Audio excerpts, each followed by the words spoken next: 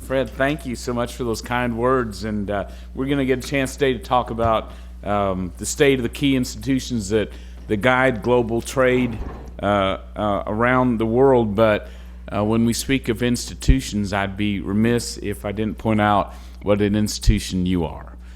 Truth is, and I mean that in a good way, that came out the wrong way. Well, during 3 decades that you've led this institute as its founding director, as its leader, you have helped guide trade policy in a unprecedented way. Your leadership, your guidance, just your thoughtful approach on this has been a huge help to me and been a huge touchstone for a lot of us in Congress. So thank you for all your leadership throughout the years. And just like with the Sopranos, we're going to pull you back in on trade on a number of issues. So I wish you well. And congratulations to you and the board as well for the naming of Adam Posen as the Institute's next director. Look forward to working with Adam as well. This is a great room of trade leaders, Ambassador, and others who have made trade move forward in Congress. We are really at a promising, crucial time for trade leadership. I appreciate the Peterson Institute giving me this opportunity to discuss a topic I believe that is central to the future of the U.S. and the global economy, which is the U.S. trade agenda.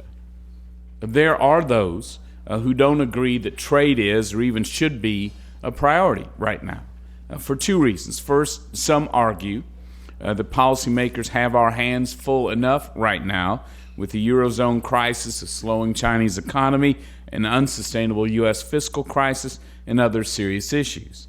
But as we survey the difficult macroeconomic environment, we shouldn't lose sight of how central microeconomic health and gains from trade are to reestablishing U.S. and global economic growth, and in turn shoring up global macroeconomic trends. In other words, expanding trade investment is a solution. It's not a distraction. And second, some within Congress and some within the administration say we've already done enough, maybe even too much, by passing the trade agreements with Colombia, Panama, and South Korea last year, and we should take a time out from further initiatives. I strongly believe that point of view misreads the moment. We are at a very promising, exciting time for trade policy, provided we make it a priority. The October votes on the 3 trade agreements were game changers, and I've been involved one way or another, I think, on 12 of the 14 trade agreements we have in place. Last October's votes were real game changers. First, they represent the highest ever recorded level of Republican support for trade agreements, with each getting well over 90% support. In the media's much discussed question whether our freshman class would be as supportive of trade was answered with a resounding yes. And freshman Republicans supported the agreement by the same sky-high percentages as the rest of the conference. The Colombia trade agreement, which was, as you know, so maligned by then Speaker of the House Pelosi and other key members on the other side of the aisle, nonetheless received 30 votes from House Democrats, twice as many of the Democratic votes that CAFTA recorded.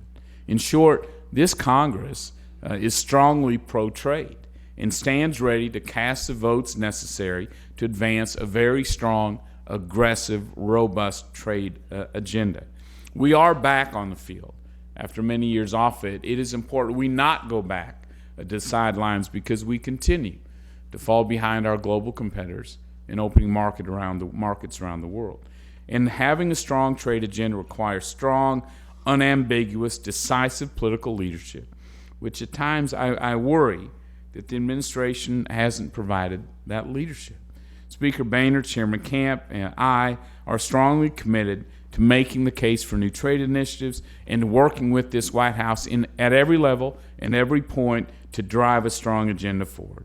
That means building on our momentum by doing, I think, 3 interrelated big things.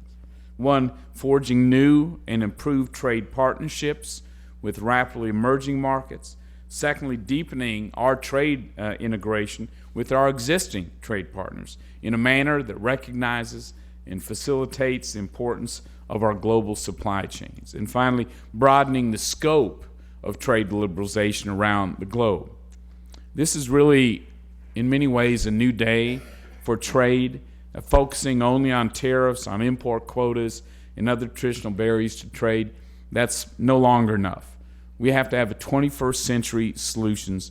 For example, making cross-border and behind-the-border trade flows much more efficient than they are today.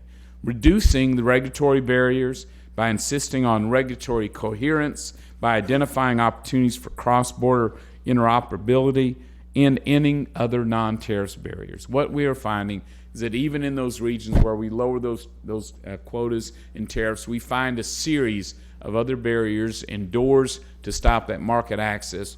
A 21st century trade agenda focuses on those barriers as well. And if we have the confidence and the ambition to lead in forging very high standard, market-based rules of trade through new agreements, we and our trading partners will improve the lay of the land in a manner that influences even those countries that dissent from that model. Let me talk a little about the Trans-Pacific Partnership's importance, because these are some of the key reasons that I strongly support TPP. Like past successful trade agreements, TPP will open markets for U.S. goods, services, ag products, and investment by knocking down tariffs and other trade barriers. It'll also build on past work to eliminate differing standards that disadvantage us, as well as discriminatory government procurement rules, non-science-based sanitary and phytosanitary standards, and inadequate protection of intellectual property rights.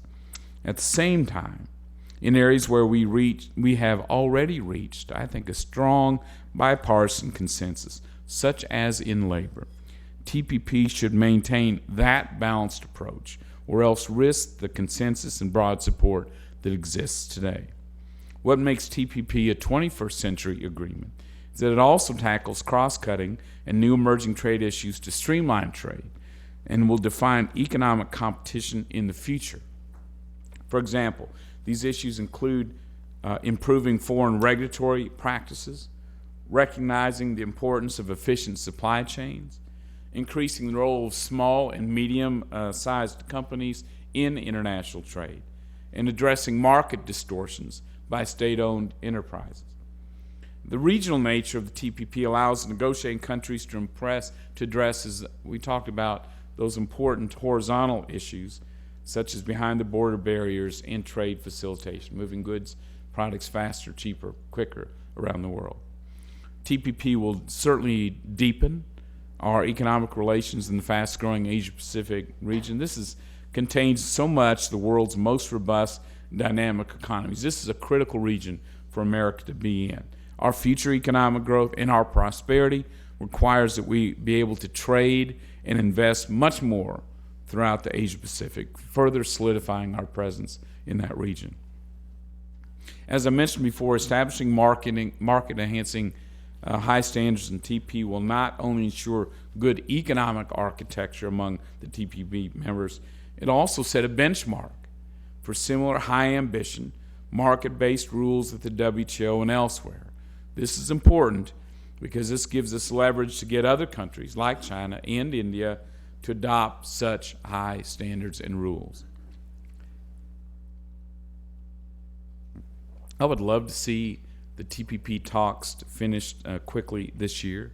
The leaders and the trade ministers met on the sidelines at APEC back in November in Hawaii, released the broad outlines of the agreement. I think an incredible amount of progress has been made and achieved since then, and I recognize, as Ambassador Hills knows, toughest issues always come at the end of the negotiations, and they still remain, but we can't slow down in our efforts toward achieving a very strong, robust agreement. And I think a key point here, as we talk about TPP, is that we also need to provide this White House and every White House with trade promotion authority to establish rules for congressional consideration of TPP and to encourage other trade efforts. If TPP is to complete it quickly, we have to be prepared to consider it in Congress when that time comes. TPA is never easy, So we, together with the White House, will have to work hard to demonstrate the need for TPA and highlighting how TPP will create U.S. jobs and increase opportunities for us. That will take some work, and I think it's important with TPA that we begin laying that groundwork today. As far as new TPP members, another strength of the TPP is that it is, in effect, a plug-and-play agreement. The countries willing to meet its standards can join over time. Let's not forget that's the way we got into the TPP. We were not an original member. We were welcomed in when the Bush administration announced we were ready to join. As a result, I'm very pleased that President Obama and President Calderon were able to announce yesterday that Mexico had been invited to join the TPP talks. I also welcome the interest of Canada and Japan in joining TPP. New entrants, as we've talked about before.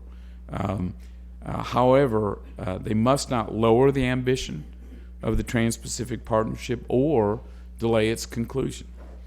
They must demonstrate a government-wide mandate to join the talks, a commitment to meet the TPP's high standards, as the Trade Minister for New Zealand often calls it, the dress code for the Trans-Pacific Partnership, and a willingness to put all issues on the negotiating table. Potential new TPP members must also be willing to resolve outstanding bilateral issues with the TPP countries to demonstrate their readiness for TPP's high-level ambition. As you know, in close consultations with USTR as it holds talks with Canada, Japan, and Mexico on these issues.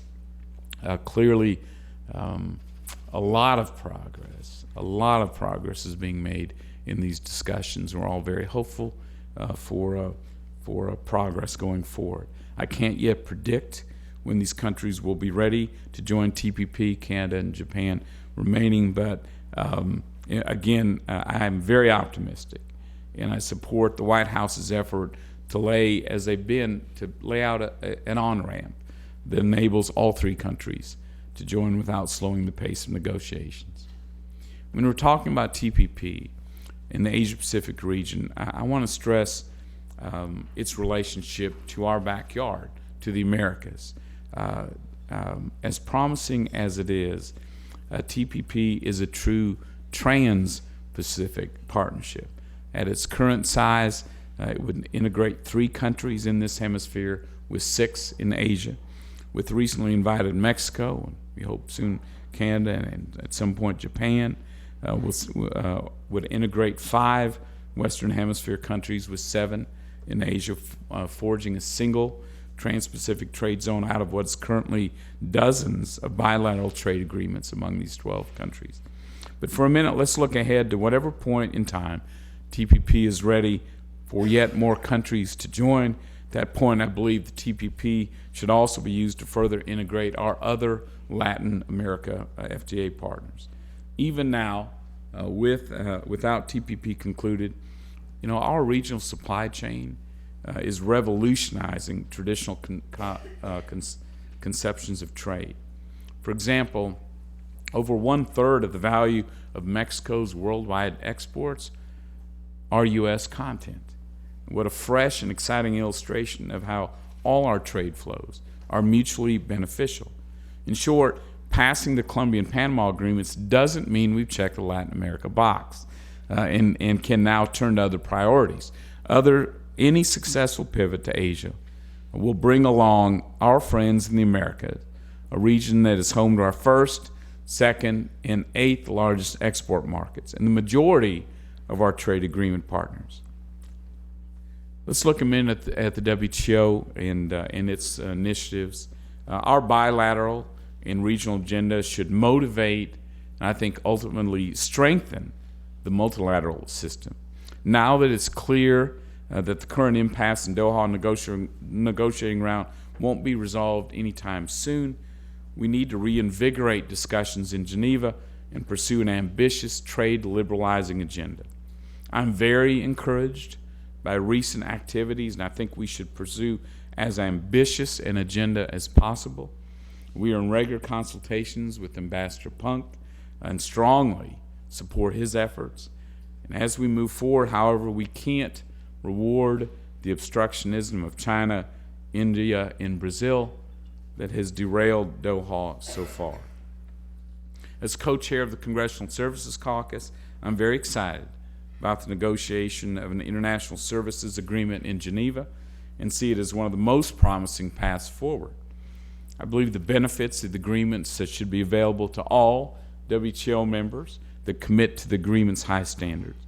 The Peterson Institute, Fred, has done a great paper identifying numerous reasons these negotiations hold such great promise, and let me emphasize just two. First, services facilitate all other sectors too, including our manufacturing and our ag sectors. We focus on services not instead of manufacturing ag, but rather to benefit and grow these sectors, allow them to compete more efficiently around the world as well. Secondly, there are vast U.S. gains from trade waiting to be unlocked in the services sector, such as financial services, logistics, information technology, just to name a few. The non-tariff barriers that I emphasize in the Trans-Pacific Partnership context are particularly prevalent in the services sectors. So our work in TPP is complementary to an international services agreement. I also strongly support concluding a robust and ambitious WTO trade facilitation agreement and expanding the list of products covered by the information technology agreements. I'm encouraged by the developments in both fronts in recent weeks, and I commend the Peterson Institute for its excellent work on the potential benefits of these two agreements. A comprehensive bilateral agreement with the European Union could also resolve many long-standing issues between us, making those issues less controversial in a multilateral context.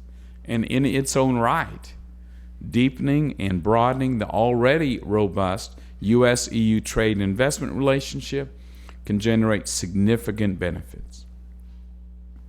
Again, let me stress the WTO as an institution still holds tremendous value, even though the Doha round has not been a success.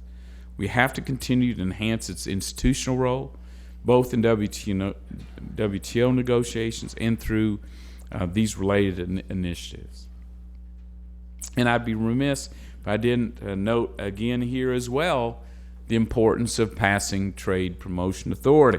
We can obtain the very best agreements for our exporters and job creators in America, but it won't mean a single new job if we can't implement them. So we must give this president and every president Trade Promotion Authority. Let's talk about Russia a moment. The value of the WTO will also grow as more countries become members. And that's why I support Russia's accession to the WTO and granting Russia permanent normal trade relations, which will benefit both of our countries. I understand my friend Greg Meeks will speak on Russia PNTR after lunch, Fred, is that my understanding? So let me only very briefly note that the benefits of, as Russia opens its markets and becomes subject to enforceable WTA rules, will not be available to us, to America, unless Congress passes PNTR. I share the concerns of many members of Congress about Russia's compliance with its WTO obligations, whether it will adequately address IPR, SPS, and other concerns. I expect USTR to closely monitor Russia's compliance with its WTO obligations. And I continue to have concerns about the SPS standards for pork exports, and my belief is that the Russia standards are discriminatory, non-science-based, and will continue to work with USTR in highlighting those concerns. I also share the views of many members of Congress about the significant problems Russia poses on foreign policy and human rights issues. But I want to make this point. Withholding PNTR will not give us more leverage to address those concerns. We would only be hurting ourselves. Looking at passage within Congress, granting PNTR, no doubt, will be a hard lift. The White House needs to ramp up its engagement with members of Congress. which I'm beginning to see some of that, to help us make the case for why Congress should act this year on PNTR. But we need to see a plan. Ways and Means is holding a hearing tomorrow on Russia, which will give the White House another chance to convince those within Congress who are skeptical. I also look forward to hearing our private sector witnesses describe firsthand why granting PNTR is important and about their challenges and successes in the Russian market. There's no question passing PNTR for Russia is definitely doable, and it is doable this summer. But there needs to be a meeting of the minds on a strategy forward, just as you do on every important trade agreement, and I'm hopeful that that will occur soon. Let's turn to China for a moment. We have to clearly, as Peterson Institute has pointed out, we have to find ways to improve our trade relations with China and address long-standing barriers. And while we have many frustrations, it remains among the most important and fastest-growing U.S. exports markets. Addressing problems in our U.S.-China relationship is going to take a lot of work. At the core of the problem, as you know, is that China has to shift away from its growth model, away from export dependency and toward domestic growth. China has to also address long-standing market access barriers, including by coming into compliance with its existing obligations. Ways and Means has had an active agenda on China this Congress. Earlier this year, I co-sponsored legislation with Chairman Camp and Ranking Member Levin to ensure that America's job creators have the tools they need to fight unfair subsidies from non-market economies like China, and to ensure the U.S. trade remedy law is fully compliant with WTO rules. That legislation passed with overwhelming bipartisan support. Late last year, Ways and Means held a hearing on China trade issues, and in March, we held a closed-door executive session with Treasury Secretary Geithner, Commerce Secretary Bryson, and Ambassador Kirk. During both of these events, my colleagues and I, both from both parties, focused on the full range of issues with China, including indigenous innovation requirements, subsidizing by state-owned enterprises, directed lending, intellectual property theft, restrictions on exports of key raw materials, currency, misalignment in China's closed capital account.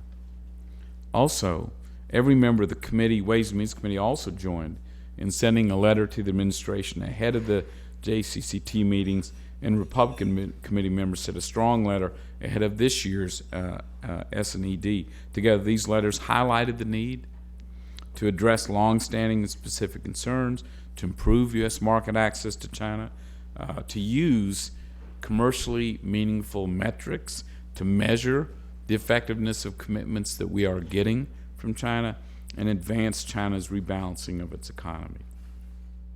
In the end, at this point, while progress is being made, in my view, talk is never enough.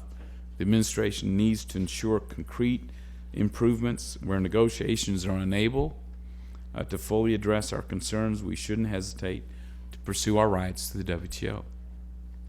And I think we will be most effective in dealing with China when we seek to multilateralize our efforts, whether that be through negotiations or cases at the WTO.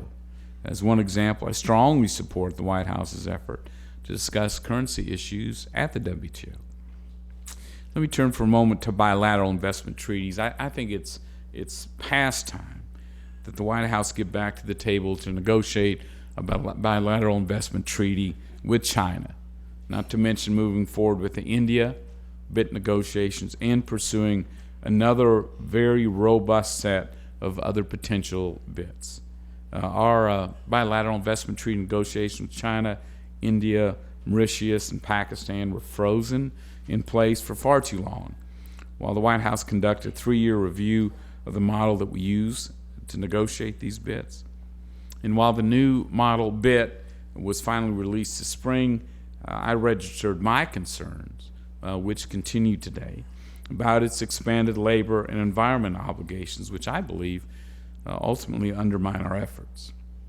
In addition to moving forward expeditiously to conclude negotiations with China, India, Pakistan, Mauritius, I'd like to see a further expanded BIT agenda. I was glad for the announcement during last week's AGOA forum about exploring a regional BIT, and I urge the administration to take more definitive action both on that initiative and other potential BITs. On India, I also look forward to progress in our negotiations toward a high standard BIT with India. The U.S. and India have a strong and growing relationship and a strategic partnership. Our challenge is to make sure we're able to fully realize the benefits of this partnership, better understand how our interests align in a variety of areas, and constructively work through areas where we don't see eye to eye. I have to admit, I am troubled at the trend of trade and investment policies coming out of India. Most recently, India enacted several provisions that could have a significant negative impact on foreign direct investment into India. Among my serious concerns are India's U-turn on multi-brand retail reform and cotton export policy, a slew of local content requirements imposed on IT, telecom, and other solar products, uncertainty about how India will implement the national manufacturing policy, insufficient IPR rights and enforcement, and restricted access to India's dairy and poultry markets. With a market of over 1.2 billion people and our shared democratic values, I believe we can have constructive discussions on these and other areas to allow us to realize the promise of this bilateral relationship.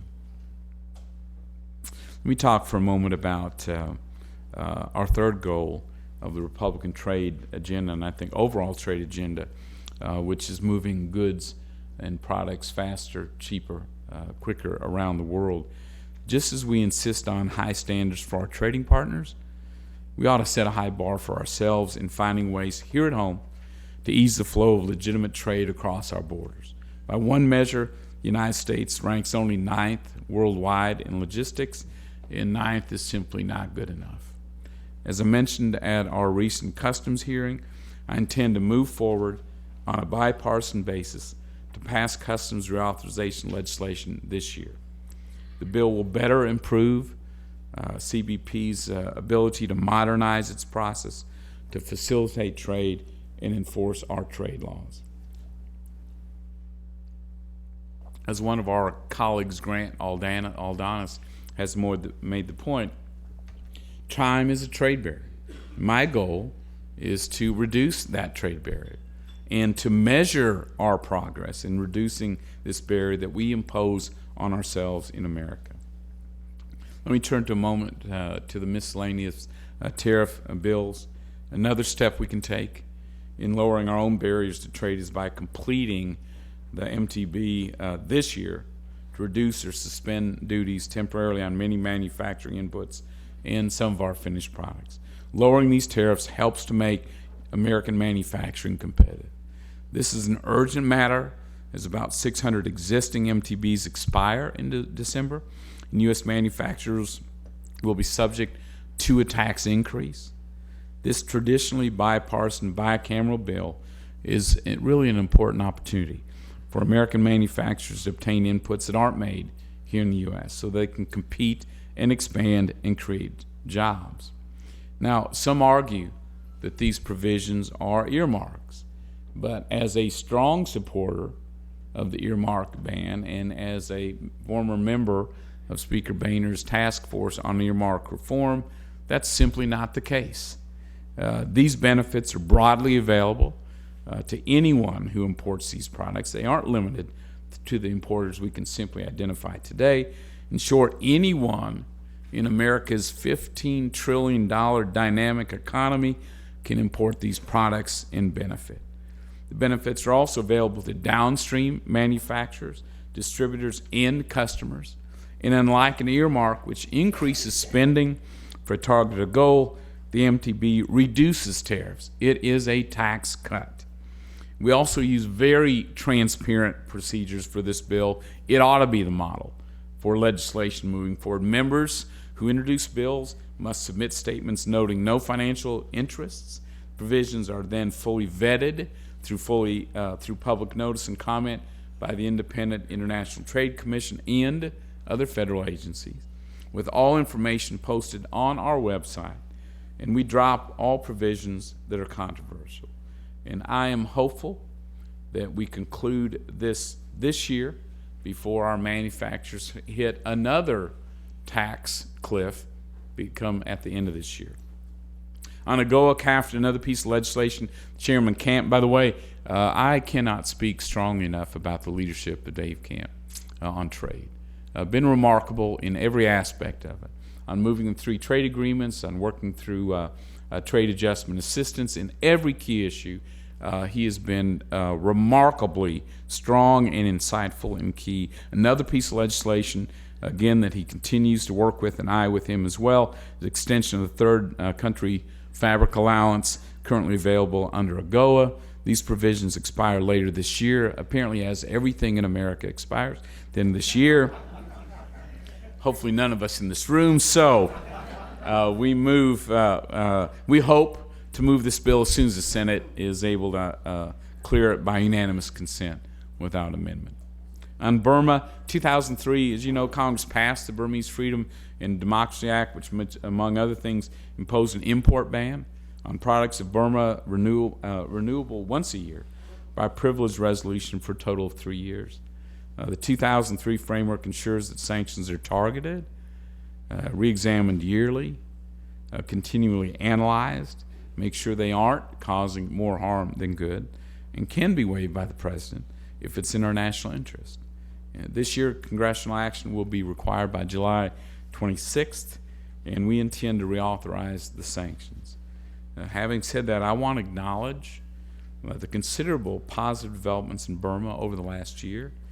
Much work does remain ahead, and I encourage the Burmese government to continue the political and economic reforms to address the concerns that led Congress to pass sanctions in 2003.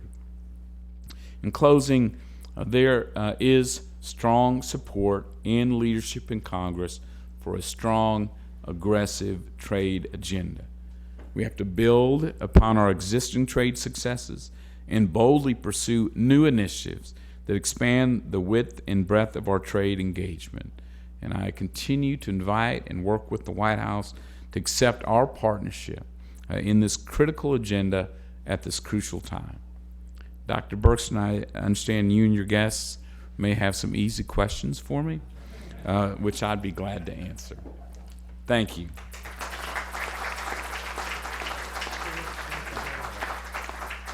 Kevin, thank you very much. You've reminded us why we all look to you for such crucial leadership in the trade policy area. We thank you for your very comprehensive presentation. Let me start off with 1 or 2 questions, then we'll open it up.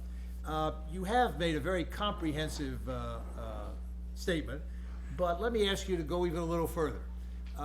As you reminded us, we all knew that, you have been the leader in achieving and implementing all of the free trade agreements the United States now has, and particularly the 3 that were voted last year. Are there other countries out there that you think might be desirable partners for new FTAs? You kind of hinted maybe Europe. You talked about bits with some countries, including India. Do any of those suggest that maybe in a new administration and a new Congress starting next year, we ought to be thinking about renewing the effort to negotiate FTAs with individual countries, individual regions? Do you have an agenda in that regard? Fred, let me duck that question. I'm teasing. The truth of the matter is, those are exactly the questions I'm asking from a lot of the stakeholders here in this room. You know, what should be our next trade agenda? It seems to me, Bill, you've made this point, we have an opportunity in 2012 to lay the table for dramatically aggressive trade agenda going forward. Because we have the momentum, there is a lot of excitement. We've got the votes. We ought to be laying groundwork right now. So I'd like to reserve the specific answer maybe till the end of this year as we continue to gather. But it seems to me, you know, we have a couple paths. There's a belief by some that we ought to go big, you know, a bilateral with Europe, with China, going directly at some of our major competitors so that we resolve some of the bilateral issues that turn into proxy fights at the WTO around the world. There's another sort of path of thinking that we lay out a series of very aggressive regional and bilateral agreements to build on in the regions that we see the greatest future going forward, or that we've already created a synergy where we can plug and play, for example, even greater areas. One of the bigger questions, and Fred, will frankly rely on your insight on this issue as well, is how do we both create the strongest economic benefits from those specific agreements, but how we also use those to set the model for tearing down barriers at the global standard. We can do bilateral after bilateral, but in truth, the greatest progress is going to be made when we lay those standards out and open those markets globally. And so, and that's nothing new. Ambassador Hill understands that exact approach. So my point is, I'm in the gathering information about what ought to be the elements of our trade agenda. The only other question I wanted to ask you, and you mentioned it briefly at the end of your remarks, was the domestic adjustment side of the trade agenda. Trade adjustment assistance was a contentious issue in the last go-round in the Congress. You mentioned Chairman Camp's key role in resolving that. What's your thought on that going forward? The continued criticism of globalization more broadly, trade liberalization in particular. We all know it's a huge benefit to the country on the whole. We also know it does have some adverse effects. What's your strategy? What's your agenda for dealing with that piece of it, politically as well as in economic and human terms?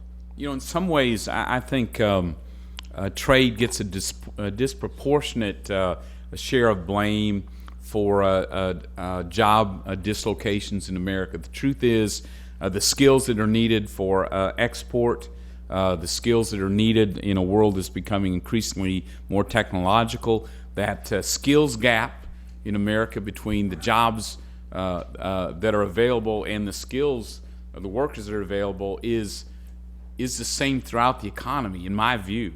And my frustration, I think part of it, of the challenge on trade adjustment assistance, was not only a belief that the trade and TAA are no longer linked, but a frustration that we do a poor job of job training.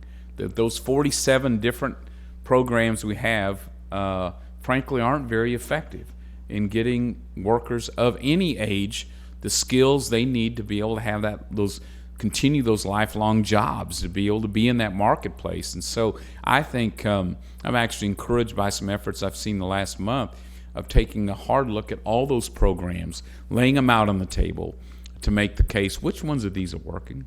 Which ones should we be doing? Is there a better way to get people these job skills? And I actually think that will be helpful overall on the job side of it. The other thing, as you know, we need to continue to push for a much stronger education system that gives people the ability to adjust, to have the skills of today and not yesterday, and that's got to be part of it as well.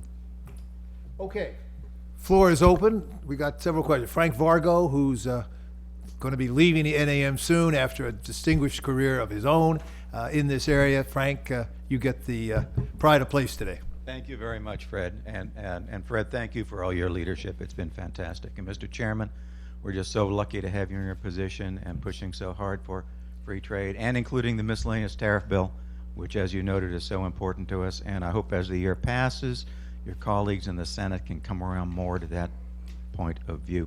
But you said you're in a mode of collecting information, so I would just like to put on the table for the future that when NAM's Trade Committee got together and said, where do we want to go in the future? What's most important? Number one, by far, was a free trade agreement with Europe, a transatlantic partnership that would not just get at tariffs, but at the non-tariff barriers, the standards differences, conformity assessment. Sure. Because if we could link up together two world's largest economies and have a single market for half the world's GDP, that would really be something, and I think it would make China, Brazil, and India rethink their obstinance in the WTO. Great. Thank you, Frank. And thanks, I join Fred. Thank you so much for your leadership. And you're not going anywhere either. We've got the net cast around you as well.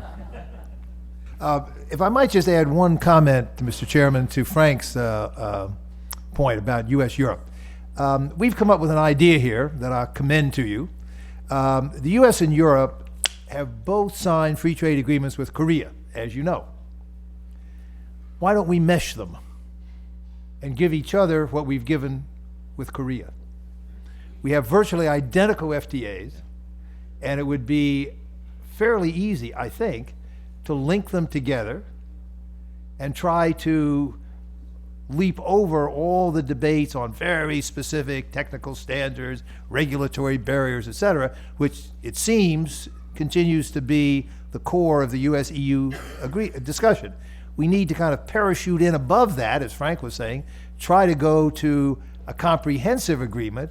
If we and the Europeans can't do it, who else can? But we've never been able to find the mechanism. Now we've both got these agreements. Korea is the pivot. Why don't we just mesh the two agreements? So you're saying the architecture's in place Yep. on either side. The question Yep. is bridging them. That's a Yep. great idea. This is why you're so good at what you do. I'm serious. It is. We'll commend that to you and look to Thank you. Pursue that one. Yes, sir. Please identify. We've got a traveling mic. We've got a standing mic in the back.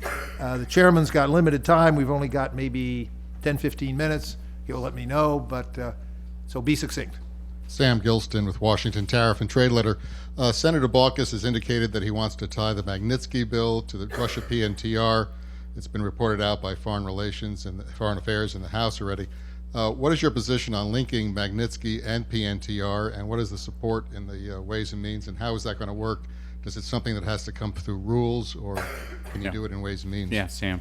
I believe Russia PNTR can stand on its own, and it is, I think, critically important that we move very soon to make sure our manufacturers and service companies, technology, energy companies, agriculture aren't put at a competitive disadvantage.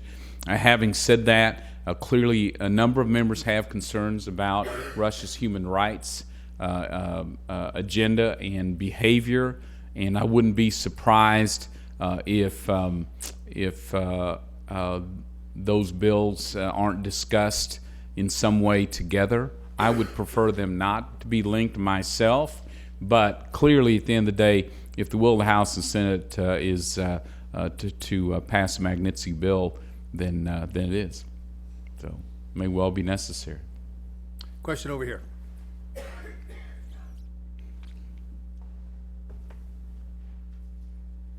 Thanks. Matt Schul from Inside U.S. Trade. Yeah, hey, Matt. Thank you for the opportunity. And just to follow up on my colleague's question, so on the Magnitsky legislation, you think that, as you just said, they could be together, although you don't prefer that. I mean, what about in the committee sense, though? I mean, do you think that when the committee's doing its markup, that should be, the Magnitsky bill should be folded into the Russia MFN? Because that seems to be what Senator Baucus is going to do in the Senate. And, if they're going to do that, then why not take that approach in the House?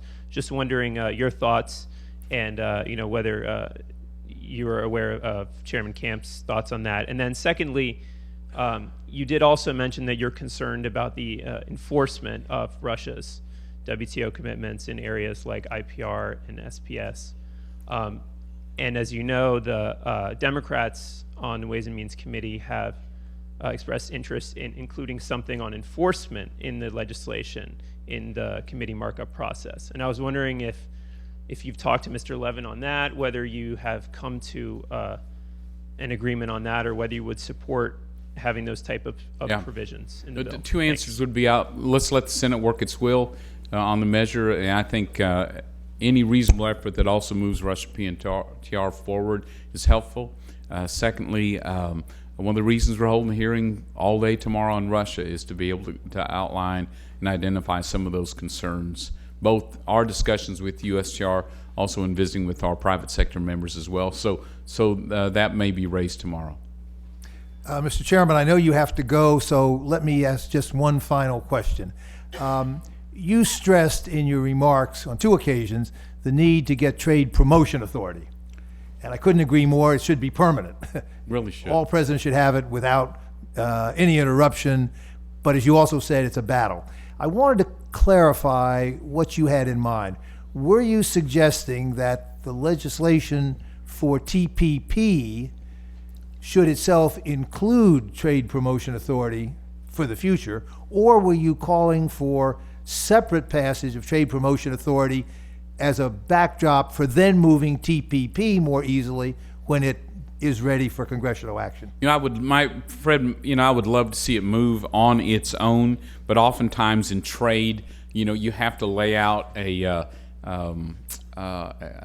urgent issue, jobs issue that pulls that along. So I wouldn't be surprised, if, you know, if it becomes ripe as TPP becomes ripe. But I would love to see it move forward. Like you, every president of both parties ought to have that permanently in place to do that negotiation with the certainty for our trading partners there's an up or down vote in a timely manner. So I think it's critical. It also, because it has, TPA has not only, you know, the timetable, but our negotiating objectives, Congress's objectives to negotiators on what to move forward to, the goals that we set for you. And I think that's an opportunity. While we've disagreed in the past, may well again, the bipartisan agreement of May 10th, there are elements that many still support, others would like to see some changes, you know, have created some I think bipartisan groundwork going forward on TPA. And the truth of the matter is, trade has changed. Everyone in this room knows this.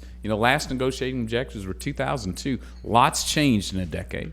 You know, a lot with not just in trade facilitation, but the type of trade we're doing around the world, the barriers we're seeing, the standards, you know, that are set that miss each other, that to prevent more market access around the world. All that has changed, and so it is time for modern TPA. With modern negotiating objectives and done, I think, on a permanent basis. Mr. Chairman, once again, let me thank you enormously. You have informed us. You have inspired us. We'll be spending some time now and the rest of the day trying to answer some of the questions you raised, hopefully come up with some useful further inputs for you. But we cannot thank you enough for leading us off and for your continued leadership. We look forward to continuing to work closely, and thank you for all the kind comments about me and the Institute in particular. My thank pleasure. You very, thank you. very much.